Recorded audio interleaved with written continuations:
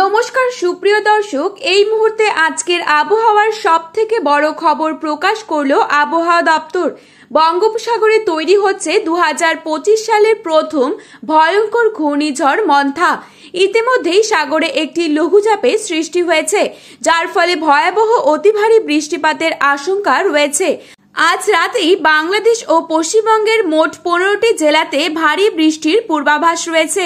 এছাড়া 5টি জেলার ক্ষেত্রে তাপপ্রবাহের সতর্কবার্তা জারি করা হয়েছে। তো আমরা আজকে জেনে নেব ঠিক কবে ঘূর্ণিঝড় তৈরি হতে পারে এবং কোন উপকূলে আছড়ে পড়তে চলেছে, কোথায় কোথায় ভারী বৃষ্টি হবে, কোন কোন জেলায় সবথেকে বেশি ক্ষয়ক্ষতির সম্ভাবনা রয়েছে। আজ এবং আগামীকাল বাংলাদেশ ও পশ্চিমবঙ্গের আবহাওয়া ঠিক কেমন থাকবে তার সমস্ত তথ্যই জানিয়ে দেব এই ভিডিওটির মাধ্যমে। তাই ভিডিওটি স্কিপ না করে অবশ্যই শেষ পর্যন্ত দেখবেন। আর আপনি কোন জেলা থেকে বর্তমানে এই ভিডিওটি দেখছেন, ভিডিওর কমেন্ট বক্সে অবশ্যই আপনার জেলার নামটি লিখে জানাবেন। এবং সবার আগে সবার প্রথমে আবহাওয়ার সঠিক খবর পেতে হলে অবশ্যই আমাদের ইউটিউব চ্যানেলটিকে সাবস্ক্রাইব করে পাশে থাকা বেল আইকনটিকে প্রেস করে রাখবেন, যাতে করে আমাদের দেওয়া নতুন কোনো ভিডিওর নোটিফিকেশন সবার প্রথমেই আপনার কাছে পৌঁছে যায়। তো চলুন এক নজরে দেখে নেওয়া যাক। বঙ্গোপসাগরে ঘূর্ণিঝড় তৈরি হলে এর নাম দেওয়া হবে মন্থা ও আরব সাগরে তৈরি হলে এর নাম হবে শক্তি। বঙ্গোপসাগরে ঘূর্ণিঝড় তৈরির অনুকূল পরিবেশ লক্ষ্য করা যাচ্ছে।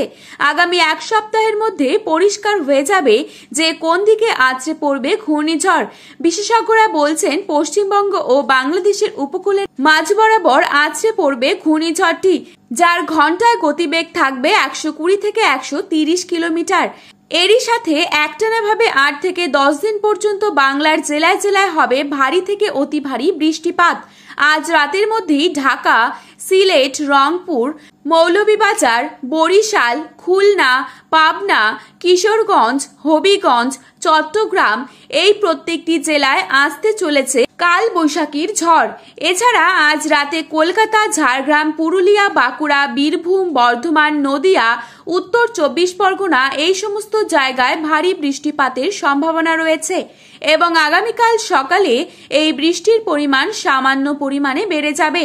আগামীকাল আলিপুরদুয়ার, কুচবিহার, জলপাইগুড়ি, নদিয়া, রংপুর, সিলেট, পাবনা, চট্টগ্রাম, নোয়াখালী, টেকনাফ এই সমস্ত স্থানে ঝড় বৃষ্টির সাথে বজ্রপাতের সতর্কবার্তা রয়েছে।